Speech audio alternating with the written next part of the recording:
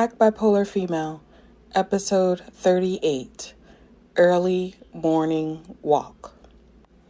Niece, the day after Keith's visit, I awoke from sleep very suddenly, shortly after the sun came out. My pillow and pajamas were wet, and my heart was pounding, as if I'd had a horrifying dream, although I couldn't remember it. I put on my shoes and left the building to stand outside and let the morning air calm me and dry my body and clothing. I took the money, journal, and pens that Keith had given me because I thought I'd see if they were serving breakfast in the cafeteria. I thought it would be nice to get something to eat and find a nice quiet place to write. But without my cell phone, I had no idea what time it was. When I arrived at the cafeteria, it was closed. I thought about sitting on the grass or on a bench somewhere on the grounds, but then I saw a path I'd never seen before. It was set away from all the buildings, and it went downhill. The Girl Interrupted Hospital was on a very steep hill, so I thought a path that went downhill had to lead off of hospital grounds. I followed the path. It took me through some wooded areas, and for a bit I felt a little lost. But then I could hear cars passing in the distance, and I knew I was close to a road. The path came to an end right at the road, but the sidewalk was on the other side of the street. And then I saw it, a bus stop. I walked across the street and sat on the bench near the bus stop and waited. Slowly people started to appear, sitting and standing around me. I wondered if they could tell that I was an escapee. There was no sign that said there's a mental patient among us. No one really even glanced at me. And soon the bus was right in front of me, daring me to get on. So I did. It was unlike any bus I'd ever been on. You didn't have to pay when you got on the bus. As I rode to wherever the bus led, I saw that people paid their fare on the way out. I had no idea what the fare actually was, but I was lucky I'd asked Keith for some money. The machine on the bus took dollars, so I paid $2 on the way off. When I got to a stop I recognized. Harvard Square.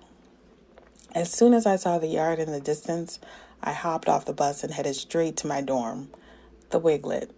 We called it the Wiglet because they were the two buildings set apart from the larger dorm of Wigglesworth. Wigglesworth always seemed like such a mouthful. The Wiglet was kind of cute, but it still sounded a bit exclusive. It occurred to me when I arrived that I did not have my key card. The hospital had confiscated it. I tried waiting outside the dorm for anyone to come out and let me in, but in the time I could stand waiting, no one came out.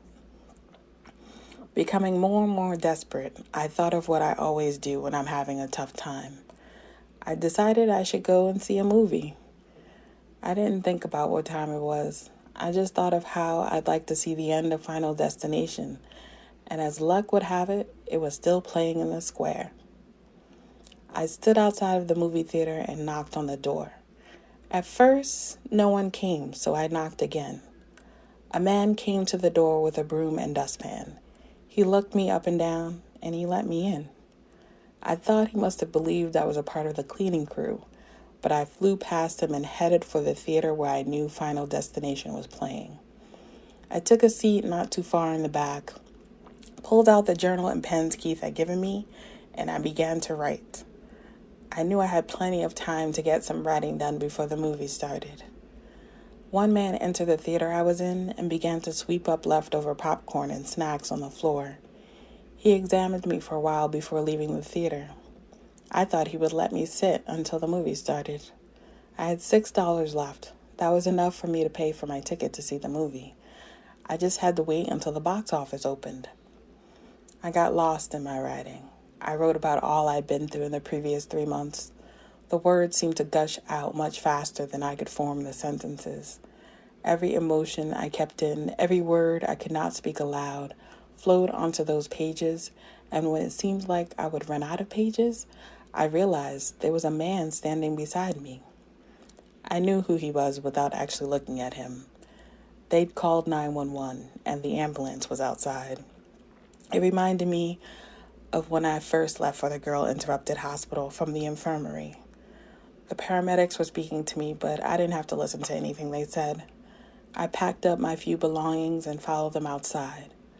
One man stood in front and the other behind, seemingly to brace themselves for if I made a run for it. But I didn't make a run for it. I walked into the ambulance and laid in the stretcher as I was required to do. I closed my eyes and felt the silent rhythm of the ambulance as I made my way back to intake.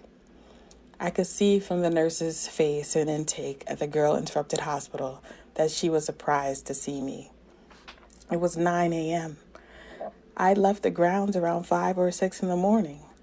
Her face was filled with questions.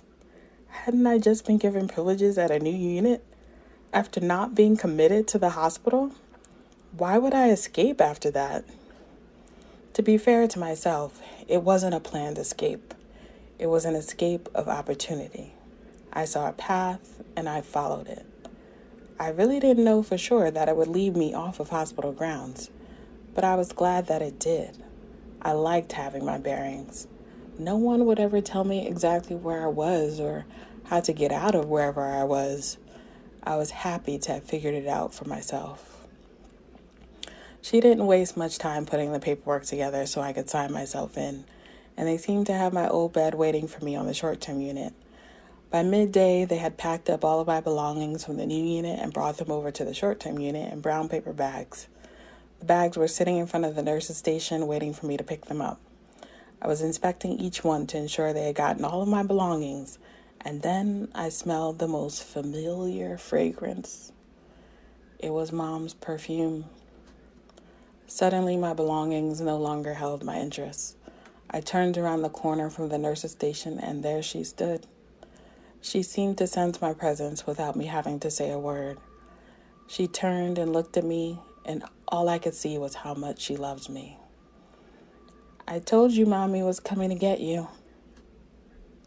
And that's how I got out of the Girl Interrupted Hospital for good.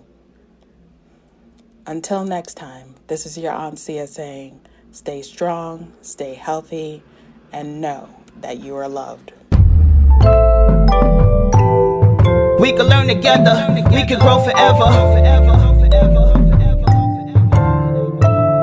Hey, it's the best kept secret.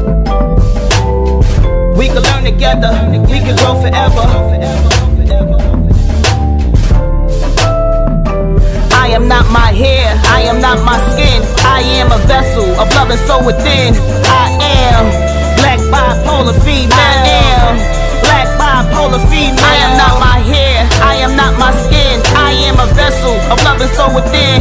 I am black bipolar female. I am black bipolar female. Let me tell you where I've been, who I am, what I do, why I stand, how I live, what I think, what I love, what I am. Black bipolar female. Yes, ma'am. Any questions you can ask, what I don't know I will pass. I will help you understand all the ups, all the downs, all the smiles, all the frowns, all the whys, all the hows.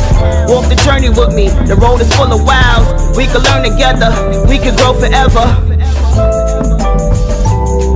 We can learn together, we can grow forever.